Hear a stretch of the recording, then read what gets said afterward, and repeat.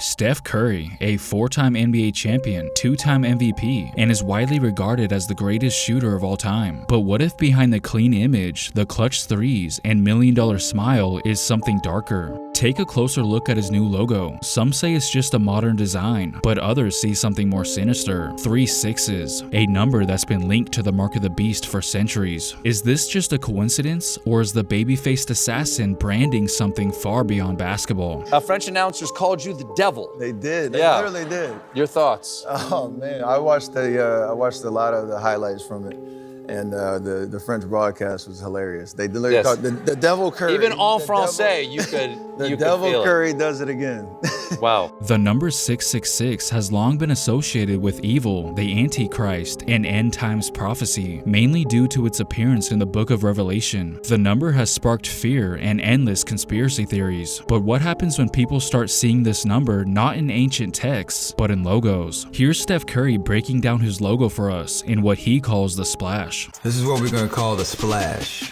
We started sketching, and the stroke of my signature became the foundation for the logo. C for Curry is my family legacy, and important to include. The high wing is a reminder to always lead life and the game to fulfill my higher purpose.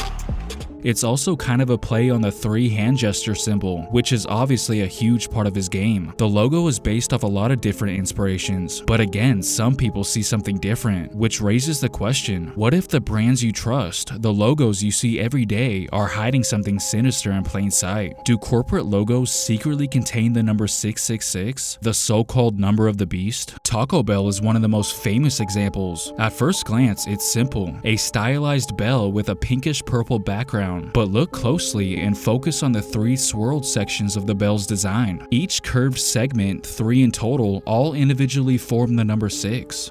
Have you ever seen the 666 hidden in the Taco Bell logo? So that first 6 is this outer part right here. There's a 6. And then the inner part's another 6. And then that's the third 6 right there. Now the third 6, once you bring it back upright, has a peculiar oval shape to it with a slit. What does that look like to you? That's right, a reptile's eye, which is kinda eerie considering many believe that global corporations are run by secret societies, more specifically reptilian elites. The sign also resembles the shape of a gravestone. You even have them making commercials referencing the Illuminati. Is it the Illuminati or the Bell Illuminati? Experience the power of the dollar at Taco Bell.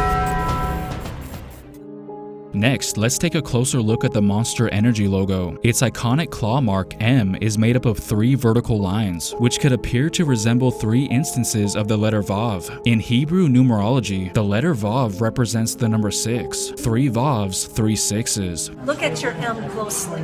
There's a gap right here in the letter M. It's never connected. So you go into Hebrew. The letter Vav is also the number 6. Short top, long tail. Short top, long tail. You could have here in Hebrew 666 on the can. Some people have also interpreted the letter O in the word monster as resembling a cross, and that when the can is tilted while drinking, the cross inverts, symbolizing Satanism. Monster Energy, the O has a cross in it. Yeah. The O has a cross. Why would Monster have a cross? So, the point of putting the cross there in the O, when you drink it bottoms up, the cross goes upside down. What? Yeah. Not to mention their slogan, Unleash the Beast. And then the Bible talks about the beast in Revelation, and look at Monster's ad. That is their statement.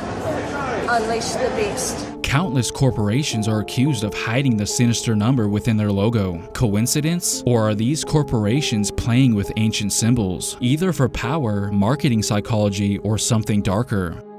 I also think NBA jerseys have something deeper going on, a code hiding in plain sight. Ever notice how some of the greatest legends in NBA history all wore the same few numbers? 23, 33, 32, 24. And somehow they all seem to lead back to one number, 6. Let's start with the most iconic number in NBA history, 23. Michael Jordan, LeBron James. Then there's 32, Magic Johnson, Karl Malone. Shaq wore it in Orlando as well as in Miami. 33, That's Larry Bird, Kareem Abdul-Jabbar, Patrick Ewing, Scottie Pippen, and of course 24, made immortal by Kobe Bryant. He also wore 33 in high school, by the way. Now here's where it gets weird. Take each of those jersey numbers and either add or multiply the digits together. No matter which path you take, you always arrive at 6. I feel like Jim Carrey in the movie The Number 23. Just replace 23 with 6 and that's me. It's all 23.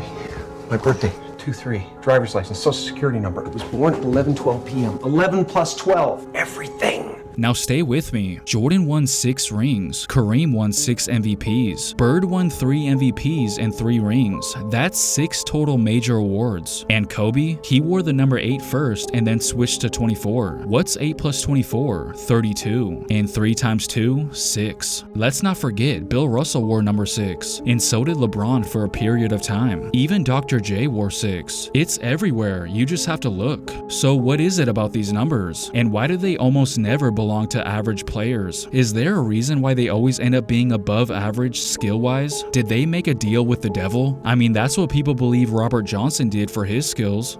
In the early 1930s, Robert Johnson was just another Southern bluesman, barely scraping by, playing mostly on street corners. But here's where it gets strange. Musicians who knew him before said that he was terrible, just another wannabe. Then he disappeared, vanished for months. And when he came back, he was different. His fingers danced across the guitar like no one had ever seen. How could someone get that good so fast? Legend has it that Johnson met a man in black at a Mississippi crossroads. Some say it was the devil himself.